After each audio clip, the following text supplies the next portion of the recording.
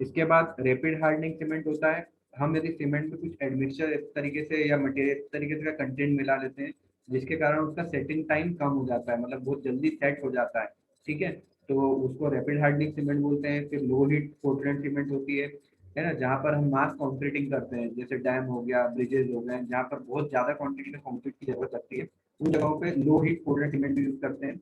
Low heat Portland cement जैसे मान लो कोई गर्म प्रदेश है, ठीक है, हमारे इंडिया में बात करें कि जहाँ पर बहुत ज्यादा गर्मी होती है, तो हीट क्या होगा, यदि ज्यादा गर्मी रहेगी तो इवोपेशन ज्यादा होगा, पानी का इवोपरेशन ज्यादा होगा, तो जो रिक्वायर्ड अमाउंट ऑफ वाटर है हमारे सीमेंट है, मतलब हमारे केमिकल कंपोजिशन के लिए या केमिकल रिएक्शन के लिए, तो उस जगह पे पानी को उड़ने से रोकने के लिए हम क्या यूज करते हैं, लो हीट सीमेंट। तो जो वाटर और सीमेंट जब मिलके जब रिएक्शन करता है और जब हीट जनरेट करता है, तो यदि हम लो हीट सीमेंट यूज करते हैं तो वो हीट का जो क्वांटिटी है वो कम हो जाती है। इसी तरीके से पोर्टलैंड स्लैग सीमेंट। स्लैग क्या होता है, स्लैग आपकी ब्लास्ट करने से निकली हुई जो ऐश होती है उसको स्लैग बोलते हैं, वो मिलाते हैं हम सीमेंट में।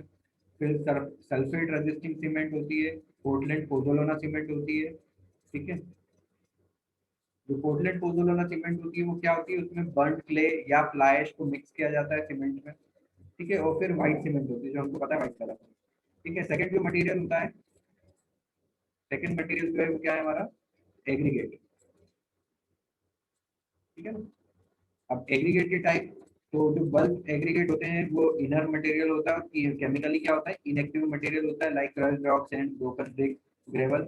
Aggregate less than 4.75 size are known as fine aggregate and more than 7 4.75 mm size are known as coarse aggregate. ये आप सबको पता है, यदि 4.75 mm से कम का एग्रीगेट है तो वो क्या कहलाता है हमारा, फाइन एग्रीगेट।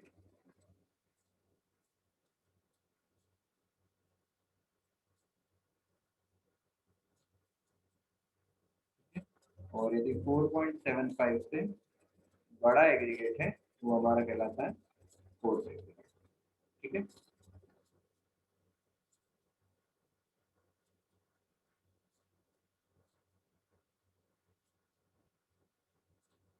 तो जो कोर्स एग्रीगेट होता है यही हमको हमारे कंक्रीट को स्ट्रेंथ प्रोवाइड करता है। जब हम कंक्रीट स्ट्रेंथ की बात करते हैं कंक्रीट में, तो जो एग्रीगेट होता है वही हमारे कंक्रीट को क्या करता है, स्ट्रेंथ प्रोवाइड करता है। ठीक है, और तो हमारे कंक्रीट में कोर्स और फाइन दोनों एग्रीगेट होना चाहिए। कारण क्या है कि कोर्स एग्रीगेट तो वो ओवरऑल स्ट्रेंथ तो देते ही है, फाइन एग्रीगेट क्या करते हैं कि हमारे कंक्रीट में जो पोरस मटेरियल या पोरस पार्ट रह जाता है, वॉइड्स रह जाते हैं, उसको फिल करने का काम क्या करते हैं, फाइन एग्रीगेट करते हैं। मतलब जो एक एग्रीगेट से बीच में दूसरे एक एग्रीगेट और दूसरे एग्रीगेट के बीच की जो स्पेस रहती है उसको फिल करने का काम क्या करता है, ये fine aggregate plus cement paste होता है। ठीक है, नेक्स्ट कंटेंट होता है वाटर। तो वाटर ऑब्वियसली वाटर अच्छा होना चाहिए, इनऑर्गेनिक होना चाहिए। ठीक है ना, ऑर्गेनिक यदि जो कंटेंट है, मान लो ऑर्गेनिक का मतलब क्या है, मान लो आप इस टैप वाटर की जगह ऐसे जगह से, मान लो किसी नदी से या किसी तालाब से डायरेक्ट पानी ले रहे हो, तो हो सकता है उसमें ऑर्गेनिक मटेरियल हो, क्लोराइड हो, सल्फेट हो या कंटेंट ज्यादा हो। तो जो परमिसिबल लिमिट है वाटर की, ठीक है ना, वाटर में जो इम्प्योरिटीज की जो लिमिट है वो ऑर्गेनिक मटेरियल की है 200 mg पर लीटर, इनऑर्गेनिक मटेरियल की है 3000 mg पर लीटर। क्लोराइड जो है वो 2000 फॉर प्लेन कॉन्क्रीट वर्क हो सकता है। सल्फेट है उसकी 400 से 500 मिलीग्राम पर लीटर। एंड सस्पेंडेड सॉलिड है वो 2000 मिलीग्राम पर लीटर। ये हमारे आईएस कोड ने हमको गाइडलाइन दी हुई है कि हम इस तरह इतना यदि इम्प्योरिटी वाटर में है तो भी हम उसको कंस्ट्रक्शन में यूज कर सकते हैं। ठीक है, अभी देखो मैं मेन आरसीसी जो हमारे डिजाइन वाले पार्ट में नहीं आया हूँ, पहले मैं बेसिक इसलिए बता रहा हूँ ताकि हम जब आईएस कोड यूज करेंगे तो आईएस कोड यूज करने के टाइम आपको समझ में आना चाहिए कि हम लोग क्यों क्या यूज कर रहे हैं, टर्मिनोलॉजी क्या होती है। ठीक है, तो नेक्स्ट हमारा टॉपिक है प्रॉपर्टीज ऑफ कॉन्क्रीट। अभी जो मैं पढ़ा रहा हूँ ये ऑलरेडी आप पढ़ चुके हैं कॉन्क्रीट टेक्नोलॉजी में। ठीक है, तो प्रॉपर्टीज ऑफ कॉन्क्रीट, तो सबसे पहली प्रॉपर्टी जो होती है कॉन्क्रीट की वो क्या होती है, compressive strength.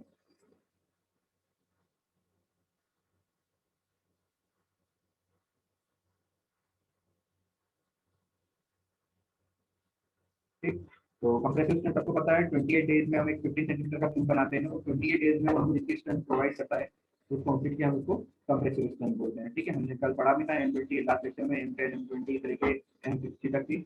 Then second property होती है कंक्रीट की, बहुत इंपॉर्टेंट प्रॉपर्टी होती है, वो होती है वर्केबिलिटी।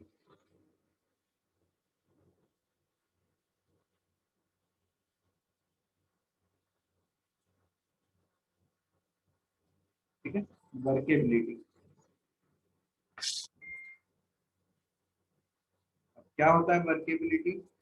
तो इन जनरल लैंग्वेज में इसको बोलते हैं ease of doing work, ease of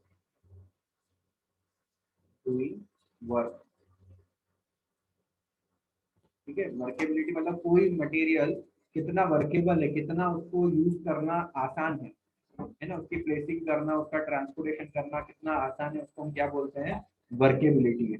ठीक है, तो कंक्रीट की वर्केबिलिटी कॉलेज डिफाइन करें तो the workability of concrete is defined as the ease by which it can be mixed, placed, compacted and finished. A workable concrete should not be grit or segregate. Workability depend upon the various factors. ठीक है, तो मैं workability की definition लिख लेता हूँ, आपको वैसे सबको पता है वर्केबिलिटी की डेफिनेशन। ठीक है,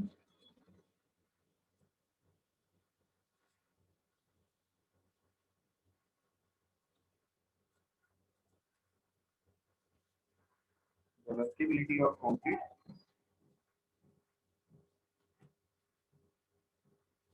is defined as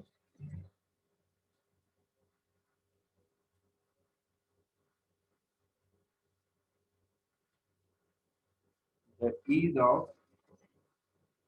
ease by which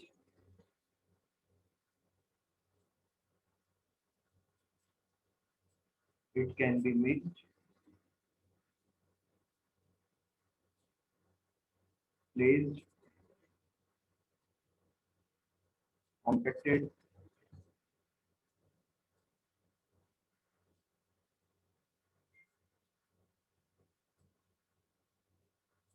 and finished.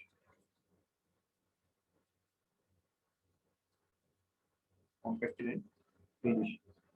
ठीक है, हम कितनी ईज मतलब कितनी आसानी से हम उस कंक्रीट को क्या कर सकते हैं? मिक्स कर सकते हैं, प्लेस कर सकते हैं या कॉम्पैक्ट कर सकते हैं। कॉम्पैक्ट करते हैं कॉम्पैक्शन जो हम उससे टेम्परिंग करके कॉम्पैक्शन कर सकते हैं और उसको फिनिशिंग कर सकते हैं, तो उसको क्या कहते हैं?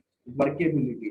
ठीक है, तो वर्केबिलिटी के क्या फैक्टर है, हम कब बोले किस पे डिपेंड करती है कंक्रीट की वर्केबिलिटी? तो सबसे फर्स्ट फैक्टर इसमें मोस्ट इंपॉर्टेंट होता है water cement ratio, WC ratio.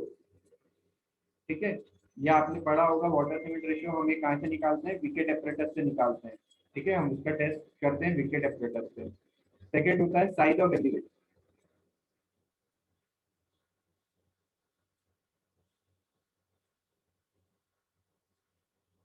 Size of aggregate. Third होता है shape of aggregate.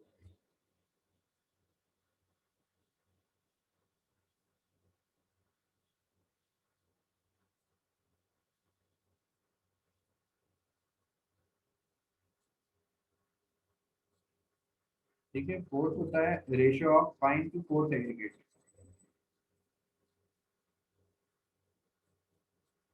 Ratio of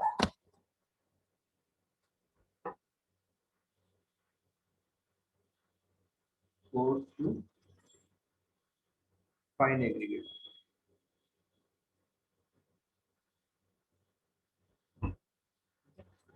फिर वर्केबिलिटी हम मेजर कैसे करते हैं, कैसे पता करते हैं कि कौन सा कंक्रीट कितना वर्केबल है या कम है या ज्यादा है? तो आपने सबने करा होगा, फर्स्ट आपने करा होगा स्लम्प टेस्ट। ठीक है, तो हम कहाँ से निकालते हैं? स्लम्प टेस्ट से निकालते हैं। सेकेंड बीबी कंसिस्टोमीटर, आपने ये भी देखा होगा, ये करा भी होगा एक्सपेरिमेंट, बीबी कंसिस्टोमीटर। कैसा रहता है बीबी कंसिस्टोमीटर? ये इस तरीके की हॉपर एक दूसरे के नीचे लगे रहते हैं ना, अपने यहाँ पे अपने लैब में रखा हुआ है बीबी कंसिस्टोमीटर, ड्रम रख देते हैं। ठीक है, तो ये क्या आता है? बीबी कंसिस्टोमीटर।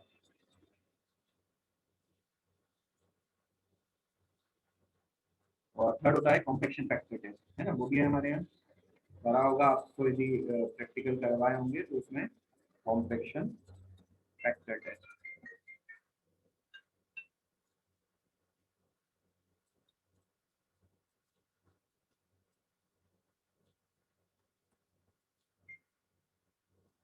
Compaction factor test.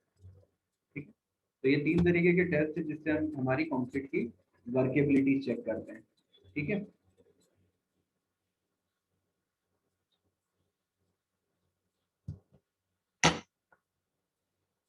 अब वर्केबिलिटी की रिक्वायरमेंट किस तरीके से रहती है, ठीक है, अलग अलग तरीके के कंक्रीटिंग के लिए हमको अलग अलग तरीके की वर्केबिलिटी की रिक्वायरमेंट रहती है, ठीक है। जैसे हमको बाइंडिंग कंक्रीट शेलो सेलो सेक्शन पेवरमेंट यूजिंग पेवर, मतलब क्या चीज, जैसे जो हमको सड़क बनानी हो या पेवर्स बनाने हो तो उसके लिए बहुत वेरी लो वर्केबिलिटी की जरूरत होती है, ठीक है। तो उसका स्लम कहाँ से आना चाहिए, workability to be determined by compaction factor 0.75 से 0.8 के बीच में उसका कॉम्पैक्शन फैक्टर टेस्ट में उसका रिजल्ट आना चाहिए। फिर lightly reinforce beam slab wall column floor lining of canal strip footing mass concreting, तो उसमें भी हमको डिग्री ऑफ वर्केबिलिटी लो चाहिए रहती है। तो उसमें हमको जो स्लम मिलना चाहिए वो 25 mm से 75 mm का स्लम मिलना चाहिए। फिर heavily reinforced slab beam wall column pumped concrete, यदि हम कंक्रीट की पंपिंग कर रहे हैं बहुत हेवी साइज के कॉलम या बीम को फिलअप कर रहे हैं तो उसमें हमको मीडियम वर्केबिलिटी चाहिए जिसकी रेंज होती है 50 mm से 100 mm के बीच में। फिर ट्रेंच फिल इन सिचू पाइलिंग, मतलब हम पाइलिंग जो समुद्र के अंदर या वाटर बॉडी के अंदर जो पाइलिंग कॉलम बनाते हैं उसमें जब पाइलिंग होती है तो हम पाइलिंग में यदि कंक्रीटिंग कर रहे हैं तो उसमें हाई वर्केबल कंक्रीट चाहिए, तो हमको स्लम कितना मिलना चाहिए 100 mm से 150 mm का स्लम मिलना चाहिए, ठीक है। और यदि हम टर्माइट कंक्रीट यूज कर रहे हैं तो बहुत हाई वर्केबिलिटी का कंक्रीट यदि हम चाहिए हमको तो उसमें workability to be determined by flow test, एक फ्लो टेस्ट भी होता है उसके थ्रू उसकी वर्केबिलिटी डिटरमाइन करते हैं, ठीक है। फिर नेक्स्ट है ड्यूरेबिलिटी, जो अगली जो प्रॉपर्टीज है कंक्रीट की वो होती है ड्यूरेबिलिटी, ठीक है। तो कंक्रीट कितना ड्यूरेबल है वो हम इससे पता कर सकते हैं। इसमें आईएस कोड ने कुछ टेबल्स दी हुई है कि minimum concrete minimum cement content कितना होना चाहिए, उसका वाटर सीमेंट रेशो कितना होना चाहिए, मिनिमम ग्रेड ऑफ कंक्रीट कितना होना चाहिए। ड्यूरेबिलिटी कहाँ पे डिपेंड करती है, एक्सपोजर कंडीशन पे, कि हम कहाँ पर हमारा कंक्रीट यूज कर रहे हैं। मान लो हम कश्मीर में या ठंडी जगह पे यूज कर रहे हैं तो वहाँ उसकी एक्सपोजर कंडीशन अलग होगी, है ना, वहाँ बर्फ एक एक्स्ट्रा पार्ट लेती है, वहाँ बारिश भी होती है गर्मी भी पड़ती होगी बर्फ भी पड़ती है, तो उसके लिए हमको कौन से ग्रेड ऑफ कंक्रीट को यूज करना चाहिए मिनिमम, ठीक है। फिर हमारे यदि हम यहाँ पर इंदौर की बात करें तो इंदौर में वेदर कंडीशन अलग रहती है, साउथ में वेदर कंडीशन अलग रहती है, नॉर्थ ईस्ट में वेदर कंडीशन अलग रहती है। तो एक्सपोजर कंडीशन के हिसाब से आईएस कोड ने different different part 5 exposure condition मानी है। फर्स्ट है माइल्ड, सेकंड है मॉडरेट, थर्ड है सीवियर, फिर वेरी सीवियर और एक्सट्रीम, ठीक है। इन कंडीशंस के हिसाब से हमको आईएस कोड ने दिया हुआ है कि हमको मिनिमम सीमेंट कंटेंट कितना लेना है। जैसे माइल्ड एक्सपोजर है तो 300 kg पर मीटर क्यूब हमको सीमेंट लेना है, 0.55 वाटर सीमेंट रेशो लेना है और मिनिमम M20 ग्रेड का कंक्रीट यूज करना है यदि आपका माइल्ड एक्सपोजर कंडीशन है। फिर मैं सीधे सबसे एक्सट्रीम कंडीशन की बात करें तो मिनिमम ग्रेड ऑफ कंक्रीट हो जाता है हमारा M40, M40 से नीचे का कंक्रीट यूज नहीं कर सकते हैं। उस केस में जो मिनिमम सीमेंट कंटेंट होता है क्यूबिक मीटर में वो 360 क्यूबिक मीटर 360 kg पर क्यूबिक मीटर हो जाता है, और जो maximum free water cement ratio हम ले सकते हैं वो 0.40 ले सकते हैं, ठीक है। फिर नेक्स्ट जो हमारी कंक्रीट प्रॉपर्टी होती है वो होती है tensile strength, tensile strength. IS code में टेंसाइल स्ट्रेंथ का फॉर्मूला दिया हुआ है जिससे हम टेंसाइल स्ट्रेंथ निकाल सकते हैं, ठीक है।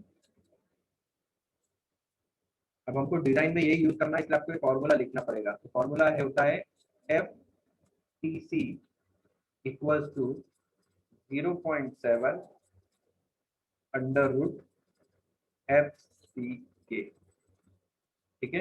F T C equal to 0.7 under root F C K. तो एफ टी सी तो क्या हो गया, टेंसाइल स्ट्रेंथ, ठीक है, tensile strength of concrete F T C. और एफ सी के क्या होता है, compressive strength of concrete, compressive strength of concrete, ठीक है। F C K equal to compressive strength of concrete,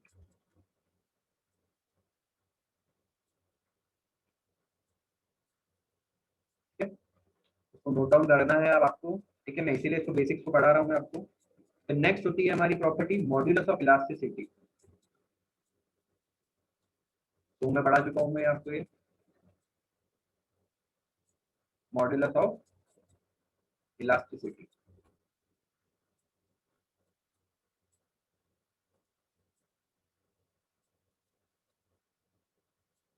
इसका फॉर्मूला होता है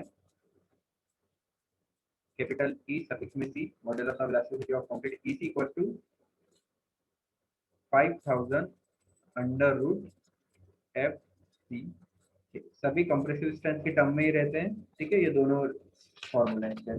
ठीक है, तो टेंसाइल स्ट्रेंथ का फॉर्मूला बता दिया मैंने आपको, F T C equal to 0.7 under root F C के, और मॉड्यूलस ऑफ इलास्टिसिटी भी आपको बता दिया, E C equal to 5000 under root F C के। ठीक है, नेक्स्ट मोस्ट इम्पॉर्टेंट जो प्रॉपर्टी होती है वो होती है Poisson ratio.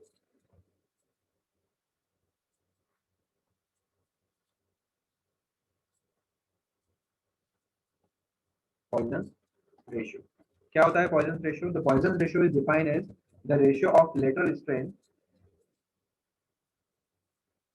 Poisson's ratio is defined as the ratio of lateral strain to the longitudinal strain. The Poisson's ratio varies from 0.1 to 0.3 for concrete.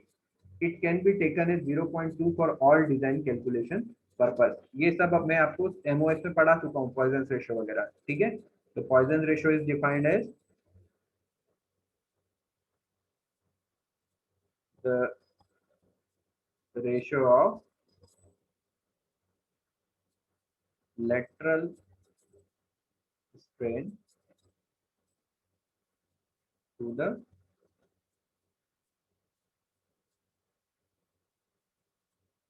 longitudinal strain.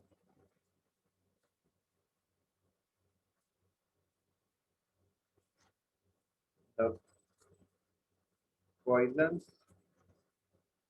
ratio varies from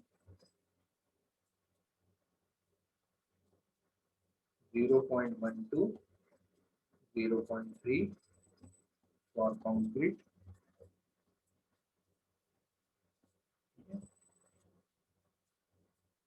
It can be taken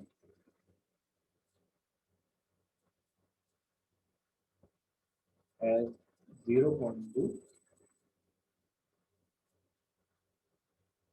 for all design calculations. आपको ये याद रखना है ना कि हमको 0.2 Poisson ratio लेके चलना है जब डिजाइन कैलकुलेशन करेंगे। नेक्स्ट जो हमारी प्रॉपर्टी होती है कंक्रीट की वो होती है क्रिप। क्रिप, ठीक है, तो क्रीप क्या होता है? Creep is called under the sustain loading. It seen that when concrete is subjected to sustain loading, strength keeps increasing with time even without any increase in the load. The strain which is caused due to sustained stress and it's time dependent is called a creep. It depends upon the following factor: stress level, age of loading, duration of loading. In the absence of actual data, following values of creep coefficient may be taken for the design consideration. तो creep क्या होता है? Creep creep एक तरीके से आप बोल सकते हो, क्रैक भी बोल सकते हो आप इसको। ठीक है, ये कब होता है? जब क्रीप काय के लिए होती है? Sustain loading. मान लो कोई लोड, हमने किसी स्ट्रक्चर पे लोड आया और वो लोड वहां पर कंटिन्यूअसली लगा हुआ है, या एक बार वो लोड लग गया उसके कारण वहां पर क्या हो गया? क्रैक्स डेवलप हो गए। अब मान लो हमने वहां से लोड हटा भी दिया है तो भी वो क्रैक्स अब जनरेटेड है, और वो क्रैक क्या हो रहे हैं? धीरे धीरे धीरे या तो बढ़ते जा रहे हैं। तो वहां पर क्या होता है? क्रीप काय पे डिपेंड करता है? सबसे पहले डिपेंड करता है स्ट्रेस लेवल पे, वहां कितना स्ट्रेस जनरेट हुआ उसके ऊपर डिपेंड करता है। सेकंड होता है एज ऑफ लोडिंग, कितने टाइम तक के लिए हमने लोडिंग लगाया। ठीक है, तो उसको बोलते हैं हम एज ऑफ लोडिंग।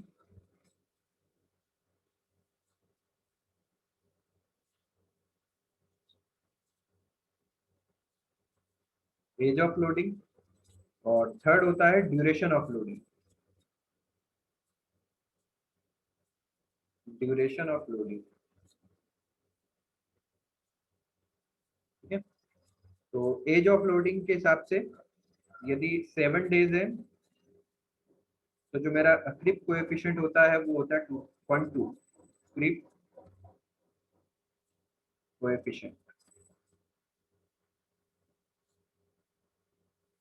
7 डेज के लिए 2.2, 28 डेज के लिए 1.6 एंड 1 ईयर के लिए 1.1। ठीक है, यहाँ पर ये क्या है? Age of loading.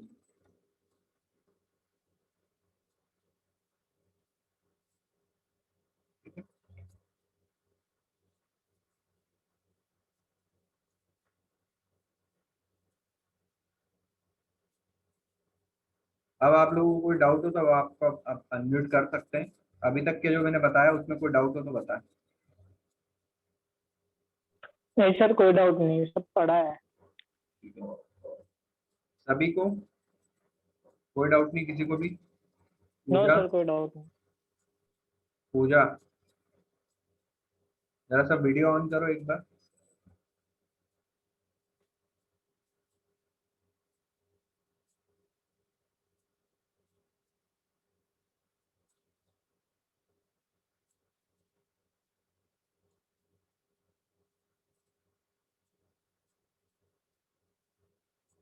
Video on करो तब। क्रिश, पूजा, सचिन, अभिषेक।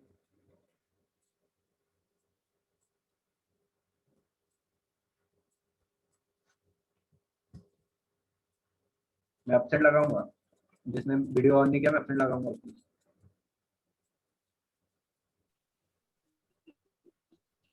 सर मेरा फ्रंट कैमरा खराब है। बैक कैमरा चालू कर लो।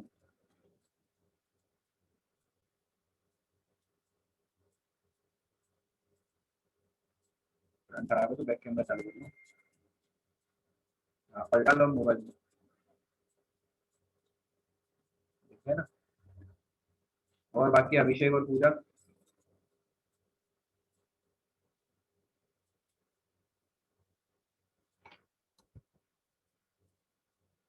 ठीक है।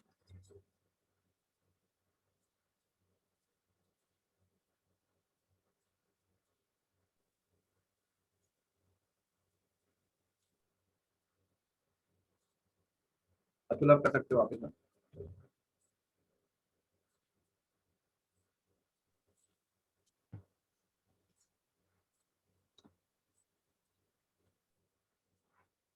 चलो नेक्स्ट, नेक्स्ट जो प्रॉपर्टी है वो है shrinkage.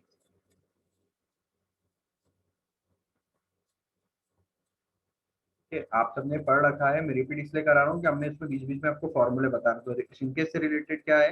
Concrete show shrinkage due to loss of moisture by evaporation. Shrinkage also cause strain in concrete. The shrinkage strain depend mainly upon the amount of water present in the time of casting. In the absence of any data, IS 456 recommended value of 0.003 mm per meter as the ultimate shrinkage, ultimate shrinkage strain। ठीक है। Shrinkage कब होता है? मान लो हमारे हमने water cement ratio इतना ज्यादा कम ले लिया कि जो सफिशिएंट अमाउंट जो वाटर हमको रिक्वायरमेंट था केमिकल रिएक्शन के कारण उतना हो ही नहीं पाया। और दूसरा कि हमने चलो हमने वर्केबिलिटी के हिसाब से पानी अच्छा मिला लिया, लेकिन हुआ क्या कि जब गर्मी के दिनों में हमने स्लैब कास्ट करी तो धूप इतनी पड़ गई या गर्मी इतनी हो गई कि हमारा आधे से ज्यादा पानी क्या हो गया, बाय द टाइम इवोपरेट हो गया। ठीक है।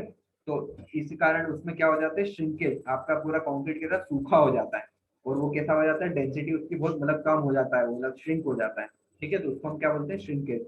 इसी को रोकने के लिए हम क्या करते हैं, पानी भर देते हैं। ठीक है, एक दिन 24 घंटे हमारा कंक्रीट एक ड्राई स्टेज जब उसका जो सेटिंग हो जाता है, ठीक है ना, फाइनल सेटिंग हो जाता है, तो उसके बाद हम उसमें क्या करते हैं, या तो हम गनी बैग मतलब टाट के बोरे बिछा देते हैं और उसकी तरी कर देते हैं, या फिर हम क्या कर देते हैं, बड़े बड़े पॉन्ड बना देते हैं और उसमें पानी भर देते हैं। ठीक है, ये काहे के लिए करते हैं हम, श्रिंकेज रोकने के लिए। फिर नेक्स्ट जो प्रॉपर्टीज है वो क्या है, freezing, freezing and थॉइंग, freezing and थॉइंग। ठीक है। अब ठंडी जगहों पे जहाँ पर हम कंक्रीटिंग यदि कर रहे हैं तो वहां पर हो सकता है कि टेम्परेचर कम होने के कारण वहां पर क्या हो जाए, फ्रीजिंग। तो जो आपका वाटर जो है सीमेंट कंक्रीटिंग में जो अंदर वाटर है वो क्या हो जाए, जम जाए, है ना, बिना रिएक्शन के पहले क्या हो जाए, वो जम जाए, तो उसको क्या बोलते हैं, फ्रीजिंग एक्शन। ठीक है। As per the IS 456, if freezing and thawing condition exists, then durability of concrete should be enhanced by adding suitable air entraining admixture. IS 456-2000 recommends the percentage of inhaled air for normal nominal maximum size of aggregate as follows. उस condition में यदि breathing and थॉइंग condition है तो उस case में हमको जो air entraining क्या करना पड़ता है, एडमिक्सचर मिलाने पड़ते हैं। ठीक है, तो nominal maximum size of aggregate के साइज के हिसाब से मिलाना पड़ता है हमको। तो 2.2%, 1.6%, 1.1% इस टाइप से उसमें रहता है। ठीक है, नेक्स्ट होता है सल्फेट अटैक।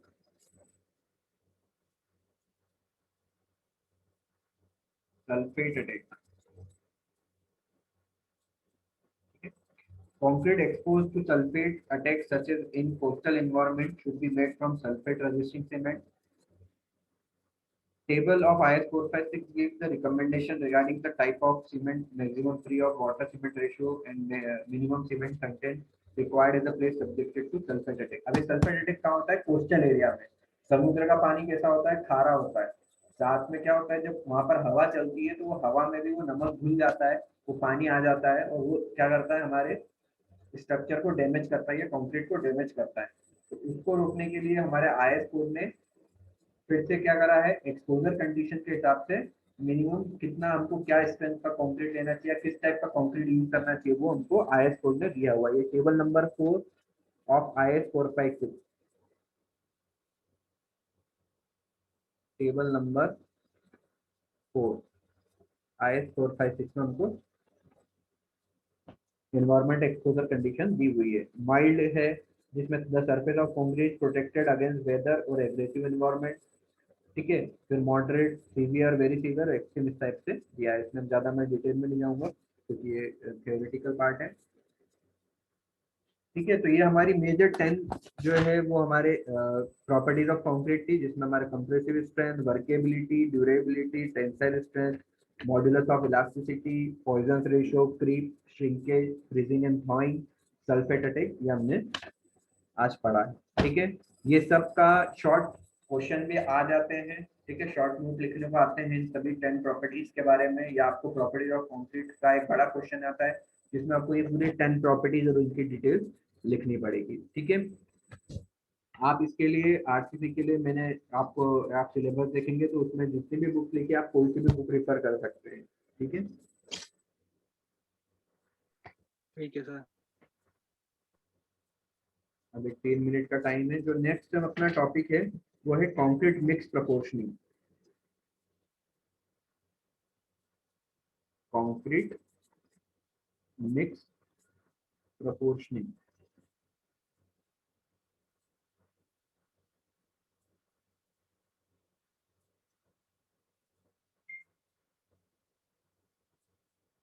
कंक्रीट मिक्स प्रोपोर्शनिंग,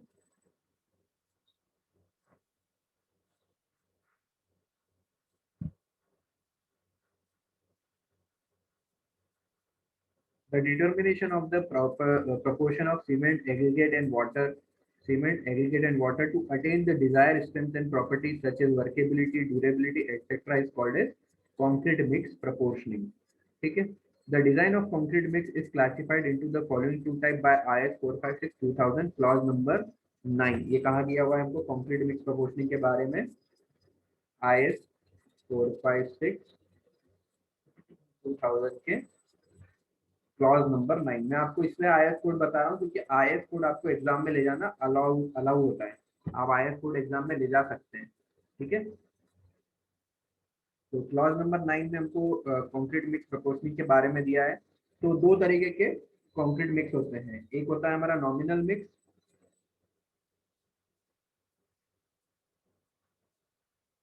ठीक है, एक होता है हमारा नॉमिनल मिक्स कंक्रीट, दूसरा होता है हमारा डिजाइन मिक्स कंक्रीट।